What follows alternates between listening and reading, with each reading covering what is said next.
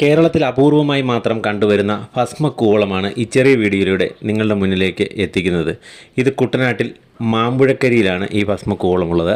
65 വർഷം പഴക്കമുള്ള ഈ കൂവളമരം മാമ്പുഴക്കരി പനിക്കീൽ തോമസ് കുട്ടിയുടെ വീട്ടിലാണുള്ളത്. 58 വർഷം മുമ്പ് തോമസ് കുട്ടിയുടെ പിതാവ് ഈ ഭൂമി വാങ്ങുമ്പോൾ അന്ന് 7 വർഷം മാത്രം പ്രായമായിരുന്ന ഒരു ചെറുമരമായിരുന്നു ഈ കൂവളമരമെന്ന് തോമസ് കുട്ടി പറയുന്നു. അന്ന് തന്നെ ഇതിന് കായകളുണ്ടായിരുന്നു, പിന്നീട് വളർന്ന് വിസ്തൃതമായി മാറുകയായിരുന്നു. ഏറെ ഔഷധ ഗുണങ്ങളുള്ള ഇതിൻ്റെ കായ്ക്കായിട്ട് നിരവധി പേര് എത്താറുണ്ട്.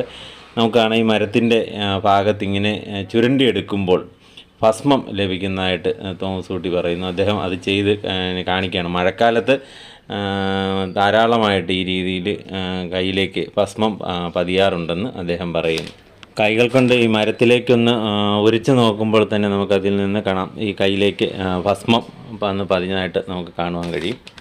ആയുർവേദ മരുന്നുകളുടെ നിർമ്മാണത്തിനും അതുപോലെ തന്നെ ക്ഷേത്രങ്ങളിലെ പൂജാതി കർമ്മങ്ങൾക്കുമൊക്കെ ആയിട്ടാണ് ഈ കൂവള മരത്തിൻ്റെ ആവശ്യകത ഉള്ളത്. അതുകൊണ്ട് തന്നെ ഈ ഭസ്മക്കൂവളം ഇത്രയും വലിപ്പമുള്ളൊരു ഭസ്മക്കൂവളം ഈ സമീപ പ്രദേശങ്ങളിലൊന്നും ഉള്ളതായിട്ട് അറിയാൻ കഴിയില്ലെന്നാണ് അദ്ദേഹം പറഞ്ഞത്. ഇതാണ് അതിൻ്റെ കായ.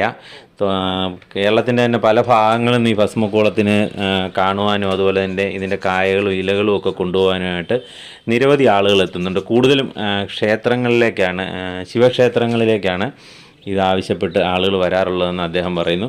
2018 മഹാപ്രളയം ഉണ്ടായപ്പോഴും അതിനെ അതിജീവിച്ച മരമാണിത്.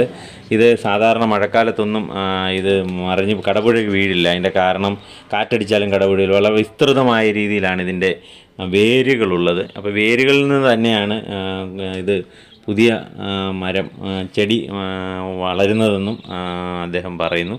അത്തരത്തിൽ വളർന്ന ചെറിയ ചെടികളും ഒക്കെ ഇവിടെ കാണാം. ഇതാണ് അതിൻ്റെ ഇലകൾ.